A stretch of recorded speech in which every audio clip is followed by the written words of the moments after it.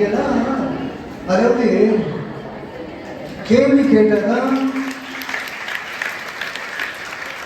உங்களுக்குள்ள பதில் போகும். நீங்க ஒண்ணுமே புரிஞ்சுக்கலன்னா கேள்வியே வராது.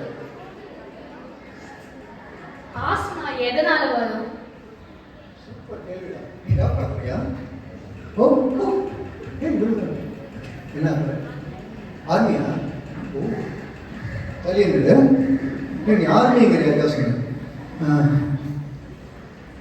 ஆஸ்மா எதனால வருது அப்படின்னு கேட்குறாங்க. அலர்ஜி ஒவ்வாமைன்னு சொல்லுறியா? நம்ம மூச்சு காத்துல போகிற மகரந்தம், வாகன புகை, பல டஸ்ட்லாம் இருக்கு. கார்பெண்டர்னா அந்த மரத்தை சேர்ந்த அந்த வுட்டு ஒரு டஸ்ட் இருக்கு இல்லையா? அது ஸோ மூக்கு வழியாக எதெல்லாம் போகுமோ, வாசனை, பூ இருக்கு, அதோடைய வாசனை இருக்கு இல்லையா? நான் ஒரு கவிதை கூட எழுதியிருப்பேம்மா. ஒரு கவிதை இன்ட்ரெஸ்டாக தெரியாது. பூ வாசம் புறப்படும் பெண்ணே நான் பூ வரைந்தால் உன் சுவாசம் தடைப்படும் கண்ணே பூவே அலர்ஜி என்றால் அப்படின்னு ஒரு கவிதை எழுதியிருப்பேன். ஸோ பூவுடைய மகரந்தம் அலர்ஜி கொடுக்கும், வாகன புகை அலர்ஜி கொடுக்கும், வேறு எல்லா விதமான டஸ்ட்டும் அலர்ஜி கொடுக்கும். இதுதான் முதல் காரணம். நீ சாப்பிட்ற சாப்பாடு, junk food, Maggi noodles, KFC, மெக்டானல்ஸில் போட்டு அங்கே போய் சாப்பிட்றது, இல்லைன்னா இறால், நண்டு, கருவாடு இதெல்லாம் சாப்பிடும்போது அது ஒரு அலர்ஜி கொடுத்து சும்மா தான் சொன்னேன். பக்கத்தில் இருந்துக்கலாம். நீ ஆர்மிக்கு போனாலும் என் பேத்தி மாதிரி இருக்கேன், அதனால் அவனை பற்றி எனக்கு பயம் கிடையாது. சரி, ஓகே.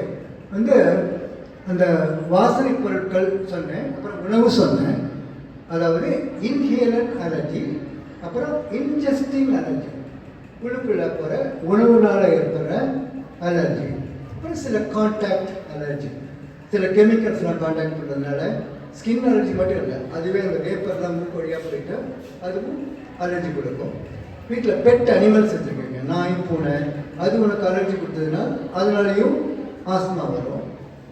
பொதுவாக ஜெனட்டிக், அப்பா அம்மாவுக்கு ஆஸ்மா இருந்ததுனால் மரபணுவில் அந்த ஆஸ்மேட்டிக் ஜீன்ஸ் இருக்கும், அதனால வம்சாவளியாக வரும். தாத்தா பாட்டிக்கு, அப்பா அம்மாவுக்கு, குழந்தைங்களுக்கு, அவங்க குழந்தைங்களுக்கு இப்படியே வரும். ஓகே. ஸோ இதை சுருக்கமாக சொன்னோன்னா மரபணு பாதி, மாசுத்தன்மை பாதி, இரண்டும் கலந்த கலவை தான். அதான் ஆஸ்மா. புரிஞ்சிச்சா? சொல்லுங்க. Very good. ரொம்ப அழகான ஒரு பதிலை வரவழைச்ச ஒரு கேள்வி. உன் பேரு தன்ஷிகா. 5 கேள்விக்கு பரிசு கொடுத்தோன்னா முதல் பரிசு உன் கேள்வி தான். Okay, right. அப்புறம்